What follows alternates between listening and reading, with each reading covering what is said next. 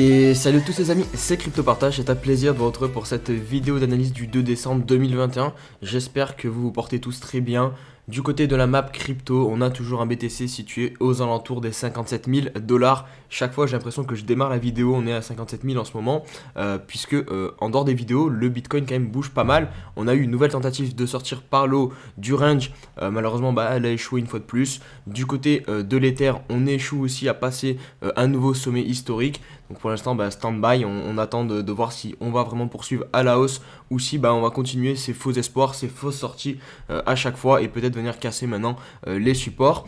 Du côté du reste des altcoins, on a toujours Terra Luna qui performe plutôt bien, le Dogecoin plus 8%, Solana plus 3%.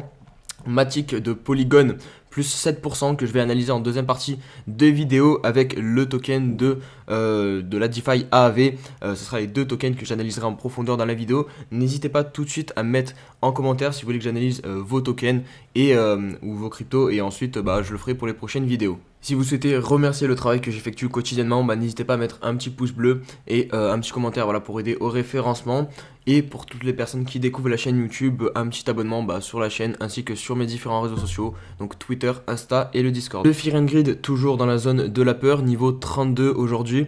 On a quasiment touché le... Non, on avait fait un point bas encore plus bas le 27 novembre en touchant le niveau 21. Donc globalement, on reste toujours dans la zone basse de cet indicateur. Donc en théorie, c'est plutôt des bons moments pour acheter, pour investir sur le long terme. Mais attention, ça ne veut pas dire que forcément on n'ira pas plus bas sur le prix du BTC. Du côté des news, on a Grégory Raymond qui nous partage que Jack Dorsey vient de renommer sa société Square pour Block. Il me semble que c'est la holding qui se renomme Block. Voilà, c'est pas Square qui change de nom, mais c'est bien la holding générale qui s'appellera Block maintenant. Du coup, voilà, ça prouve un petit peu le fait que Jack Dorsey, vous le savez, c'était l'ancien patron, l'ancien CEO de Twitter, qui était très à fond dans les crypto-monnaies et notamment le Bitcoin, va se consacrer très probablement au développement encore plus du BTC dans, si je puis dire, sa nouvelle vie. N'hésitez pas à aller consulter ce très bon article de chez Cryptost sur l'analyse on-chain. L'analyse on-chain, qu'est-ce que c'est? C'est analyser les données de la blockchain, puisque la blockchain, vous le savez, elle est publique, donc ça nous permet vraiment de se servir des données et donc de faire des conclusions derrière, de tirer des conclusions ou du moins de faire des hypothèses et chercher des similitudes avec ce qui s'est passé auparavant sur les différents cycles, notamment du Bitcoin. Et là, qu'est-ce que nous dit cet article, si je dois le résumer assez rapidement, c'est que nous ne sommes pas sur un top de marché. Les données ne sont pas similaires au top de marché de 2017 ni au top de marché de 2013. Après, encore une fois, c'est en partant du postulat qu'on aura un top de marché similaire en termes de données qu'aux différents bullruns.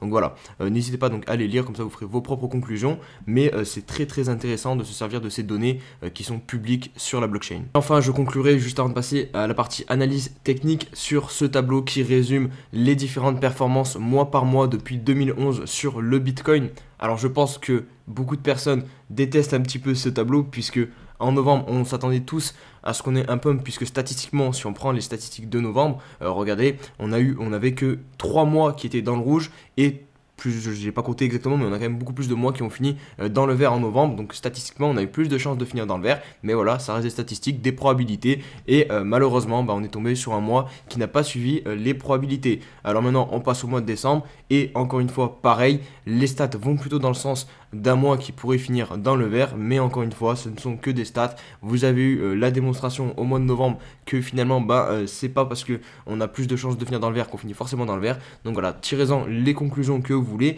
mais on a quand même les stats encore une fois de notre côté pour ce mois de décembre. Après, faites attention aussi avec ce tableau puisqu'il y a une deuxième question à se poser, c'est est-ce que vraiment ces stats sont significatives? Est-ce qu'elles ont vraiment quelque chose de fondamental derrière elles? Est-ce que vraiment, par exemple, en novembre, voilà, il y a une raison qui fait que le mois va être plus haussier que les autres mois, pareil pour décembre, ou si c'est uniquement en fait du pur hasard et ça va dépendre à chaque fois de la situation du mois. Je sais pas, si on a imprimé un plus 200% en octobre, on peut se douter qu'en novembre on a quand même plus de chances de corriger un petit peu. Donc vraiment, ça c'est aussi à vous de vous poser la question si ça a réellement du sens de se baser sur les performances passées des différents mois. Et on se retrouve pour l'analyse du BTC, on débute par le 4 heures Et nouvel échec hier, vous le voyez, pourtant on avait une belle sortie avec une bougie parce que jusqu'à présent on venait juste faire des mèches dans la zone des 59 000 $. Malheureusement on a quasiment une englobante derrière et on est venu donc comme d'habitude dans un range retester la borne inférieure, enfin la borne opposée plutôt, donc aux alentours des 55 000 $, vous le voyez avec cette mèche. On a retesté, on a encore une fois rebondi, donc statu quo, on se retrouve toujours bloqué aux alentours des 57 000 $. En attendant notre fameuse sortie du range, soit au-dessus des 60 000, soit en dessous des 55 000. Mais pour le moment, force est de constater que sur le BTC, on n'arrive pas à choisir la direction. Vous voyez sur le daily aussi, on a des mèches, que ce soit en haut, on a 3 mèches, vous voyez dans cette zone ici aux alentours des 59 000, 60 000 $. Et pareil en bas, on en a deux, on en a une en moins. Mais pareil, ça prouve vraiment qu'on est vraiment incertain sur le BTC. On piège beaucoup de traders. Hein, voilà, le truc fait clairement le ping-pong. Un coup, il fait croire qu'on va partir en haut. Un coup, il fait croire qu'on part en bas. Donc vraiment, c'est une situation assez piégeuse qu'on a actuellement sur BTC. Donc je pense que le mieux finalement si vous n'êtes pas trader, c'est soit vous faites un DCA pour du long terme, ou soit vous entendez vraiment des confirmations claires. Donc moi je dirais soit au-dessus des 60 000 $, voilà, qui montrerait plutôt une voie à une reprise haussière, ou soit une clôture bien en dessous du nouveau point bas, et là du coup on aurait un signal plutôt baissier sur le BTC. Dernier petit point que je voulais vous montrer aujourd'hui, parce que franchement il n'y a pas grand chose à rajouter, hein, la situation reste la même, elle est assez simple à résumer.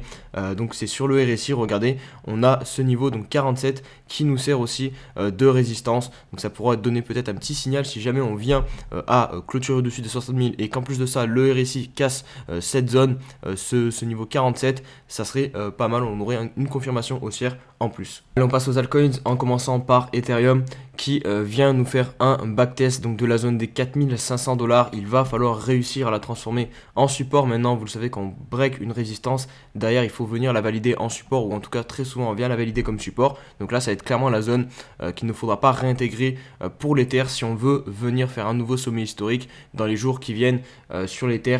En daily, rapidement je vous montre la situation. Donc on a eu malheureusement ces deux bougies ici qui ont clôturé, qui montrent quand même qu'il y a des vendeurs ici, hein, deux mèches comme ça, le prix est défendu, mais ce qui est positif, en tout cas si on vient à clôturer comme ça aujourd'hui dans l'état actuel où je vois la bougie là, c'est que pareil il y a des acheteurs qui défendent la zone donc des 4500 $. Donc clairement la zone de bataille actuellement sur l'Ether se situe à 4500 $. On se trouve maintenant pour l'analyse de Matic ou Polygon. Donc sur le weekly on a une belle tendance haussière totalement préservée. Alors ici on a eu le point haut, le point bas, ici on aurait pu juste dire attention, peut-être un changement de tendance, mais non, le point bas ici a bien été défendu. Voilà, on n'est pas venu l'enfoncer. Du coup derrière on reprend la tendance haussière. Donc voilà, pour le coup il n'y a pas grand chose à dire. Maintenant on arrive plutôt sur un niveau important, enfin un niveau de résistance. Donc attention, voilà, c'est clairement pas le meilleur moment pour rentrer sur Matic, je pense. Surtout qu'au niveau du RSI, on a cette zone niveau 65, ici, là, regardez, qui est plutôt défendue. Regardez, on a fait 3 touchettes dessus et là, on revient dessus. Donc attention, peut-être qu'on va la casser, mais ça reste quand même une résistance pour le coup là. Donc à surveiller tout ça, puisqu'on arrive en résistance sur le cours, en résistance aussi sur le RSI. Je vais vous montrer rapidement sur le daily aussi, sur le daily en tout cas sur le RSI on a de la place, voilà, il n'y a pas de divergence, et puis voilà, on a la place, on n'est même pas en surachat, donc on peut amplifier encore le mouvement à la hausse. Maintenant voilà, on voit clairement que cette zone-ci elle est défendue des 2,20 $. Ici on avait eu un top qui s'était arrêté ici, pareil ici, et là on revient sur cette zone-ci. Donc c'est pour ça que je vous dis que rentrer maintenant au niveau du court terme sur Matic c'est compliqué. Après, mis à part voilà ces résistances qui du coup c'est une spéculation, on spécule sur le fait que potentiellement ces résistances vont stopper le cours. D'un point de vue fait et technique, le Matic est en tendance haussière sur le daily, il est en tendance haussière sur le weekly, et voilà, il n'est même pas en surachat sur le RSI. Donc il n'y a pas de signe qui montre qu'on devrait stopper la hausse sur Matic. En plus que si je vous présente la chart contre le BTC, c'est aussi très propre le signal qui est en train de nous donner Matic. Regardez, on a pareil la tendance haussière qui est bien préservée, on a défendu ce creux ici hyper important en posant un magnifique triple bottom presque, et là on est en train de venir briser la ligne de coup. Donc ça aussi ça peut être un signal très puissant d'une reprise, enfin c'est même pas une reprise haussière puisque pour le coup on est toujours en tendance haussière, mais on va dire que là on a eu une phase de consolidation. Si on se met sur le daily, voilà, on pourra le constater, on a été dans un range et on est en train de briser le range donc contre le Bitcoin. Donc Matic devrait reprendre de la valeur contre le Bitcoin. Maintenant, il va falloir vraiment réussir à clôturer au-dessus pour valider cette sortie et la reprise vraiment d'une tendance plus forte, parce que mine de rien, au final, la tendance haussière sur le daily, vous voyez ici, elle est repartie. Hop, ici on a des points de plus en plus haut, donc on peut pas dire vraiment que c'est ici qu'on va reprendre la tendance haussière, mais là ça serait un signal voilà, qu'on sortirait vraiment de toute cette phase de consolidation sur Matic contre le BTC. Et on va terminer cette partie analyse d'Altcoins par AAV, qui malheureusement, lui, comparé à Matic, n'est pas du tout dans la même configuration, puisqu'il est notamment en tendance baissière maintenant sur le weekly. Alors c'est vraiment le bordel, hein, parce que c'est compliqué de bien déceler les hauts, les bas. Donc voilà, je ferai quelque chose comme ça. Donc clairement là, on vient d'enfoncer un nouveau point bas.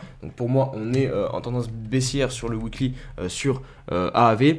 Le point vraiment ultime qu'il faut surveiller, c'est celui-là, parce qu'il est vraiment significatif. C'est le point bas à 200 $. On a posé la clôture sur le prix psychologique. Donc ça, c'est clairement un niveau qu'il faut surveiller. Si je mets les retracements Fibonacci pour voir la zone de rechargement, on est pile dedans. Donc on aimerait voir que AV pose un bottom dans cette zone-ci, mais pour le coup, bah voilà, on ne peut pas l'affirmer, on n'a aucune certitude, c'est de la spéculation. En théorie, voilà, avec ce point bas ici, le seuil psychologique des 200 $, plus le fait que ce soit une zone de rechargement, il devrait poser un bottom dans cette zone-ci. Mais est-ce qu'il va le faire? Ça, on ne sait pas. Donc après, c'est à vous de voir si vous croyez dans le projet, si vous voulez investir dedans, du coup, parce que ici, en théorie, c'est quand même une belle zone, je pense, pour investir sur AAV. Maintenant, il faut des confirmations, il faudra poser un bottom, inverser la tendance, parce que n'oubliez pas que là, vous achetez un actif qui est baissier sur le weekly. Le weekly, c'est quand même une grosse unité de temps, donc vous prenez quand même un risque assez élevé. Si je me mets sur le daily, vous allez pouvoir constater, hop, j'enregistre rouge, que pareil, on est vraiment sur un point pivot là actuellement. Hop, je vais agrandir un petit peu. Voilà, on est sur une zone où on a qui a servi de support vraiment beaucoup de fois. Ici, ici, ici. Alors ici, on a une petite déviation. Ici, ça resserre de support. Ici, pareil, ici, pareil. Et là, on est en train de travailler le support. Donc vraiment, on est sur un énorme support long terme. Donc c'est intéressant de le payer, puisqu'à chaque fois, regardez, on a quand même eu un petit rebond à jouer derrière. Maintenant, voilà, je vous ai montré le weekly, on est en tendance baissière, donc il faut faire attention. Il faudrait vraiment qu'ici on réussisse à poser un bottom, mais pour le moment, voilà, c'est pas forcément le cas. Donc il faut attendre, soit vous rentrez avec des confirmations plus haussières, vous attendez qu'on pose vraiment un bottom, ou soit vous spéculez un petit peu sur le fait qu'on va réussir à poser un bottom, et du coup, vous prenez plus de risques, mais vous pouvez aussi potentiellement du coup gagner plus, parce que forcément, plus votre risque est grand, plus votre récompense pourra être grande aussi derrière. Je vais terminer avec l'analyse contre le BTC, et là vous allez comprendre aussi pourquoi c'est risqué de rentrer sur AAV maintenant, puisque vraiment on est passé en tendance baissière sur le weekly aussi contre le Bitcoin de AAV. Donc pareil, il faut attendre qu'on pose un bottom. Pour le coup, maintenant, on ne diverge même pas en plus sur le RSI. Regardez, il n'y a pas de divergence, il n'y a rien. On fait juste chuter. Ici, on a une sale mèche, une sale bougie qui prouve que des gens ont vendu en masse ici. D'ailleurs, sur AV contre le dollar, on a aussi cette mèche, j'ai pas trop compris. Voilà, c'était ici, là, le 27 octobre, on a eu une sale mèche qui est venue chercher le haut et direct, elle a été rachetée derrière. Donc je sais pas trop le sens de cette mèche-là.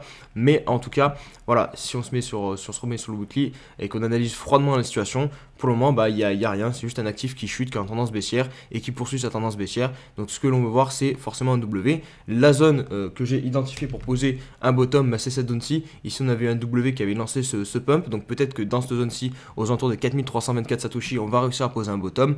Et sinon, j'aurai la zone ultime ici, donc des environ 2480 Satoshi. Où on pourrait venir poser aussi un bottom, mais encore une fois, voilà, ça reste que de la spéculation. C'est juste une zone, voilà, où on a posé deux bottoms auparavant, on a posé ce W, donc peut-être que voilà, le cours qui a de la mémoire en général viendra poser le bottom ici aussi, mais encore une fois, voilà, je me répète, mais ça reste de la spéculation. Donc soit vous choisissez d'attendre les confirmations, ou soit vous spéculez sur le fait que dans cette zone-ci, on pourra se retourner. Et je vais répondre à la question de l'abonné. Donc aujourd'hui, question de moi-même. Donc salut, d'après toi, quel est le futur d'Ethereum? Solana, il arriverait à 4500 $ en 2022-2023. J'ai énormément de réponses différentes quand je la pose. Il n'y a pas vraiment de crypto qui sort du lot. Alors de ce que je comprends de ta question, tu me demandes un prix sur Ethereum, je suppose, et un prix sur Solana. Je sais pas, par contre, quand tu me dis il arriverait à 4500 $, tu parles de Solana. Ça me paraît énorme du coup parce que actuellement Solana est à 200 $ environ. Donc il faudrait vraiment une augmentation incroyable de son market cap. Donc je vais surtout répondre à ta question sur Ethereum, puisque Solana, je connais pas assez l'écosystème pour me prononcer, mais en tout cas pour l'Ether, franchement, si je devais te donner une target, voir un Ethereum en 2022 aux alentours de 10 000 $, voire 15 000, voire 20 000 $, personnellement, ça me choquerait pas du tout. Après, voilà, c'est uniquement mes convictions personnelles, c'est basé sur toute l'analyse que j'ai fait d'Ethereum, et globalement, ouais, un Ethereum à 15 000, 20 000 $, c'est pas quelque chose qui me choquerait. Après, faites attention, c'est uniquement de la spéculation, et mon avis, n'allez pas acheter Ethereum, parce que je viens de dire que potentiellement en 2022 il sera entre 15 000 et 20 000 $. C'est juste, voilà, je pense que c'est quelque chose qui peut arriver au vu de la valeur que représente Ethereum. Voilà pour cette petite question. J'espère que la vidéo vous a plu. Si c'est le cas, n'hésitez pas à mettre un petit pouce bleu, un petit commentaire aussi, une petite question comme ça. Pour demain, je pourrai vous répondre si elle est sélectionnée, s'il y a pas mal de likes. Donc voilà, passez une bonne journée. Allez, ciao ciao.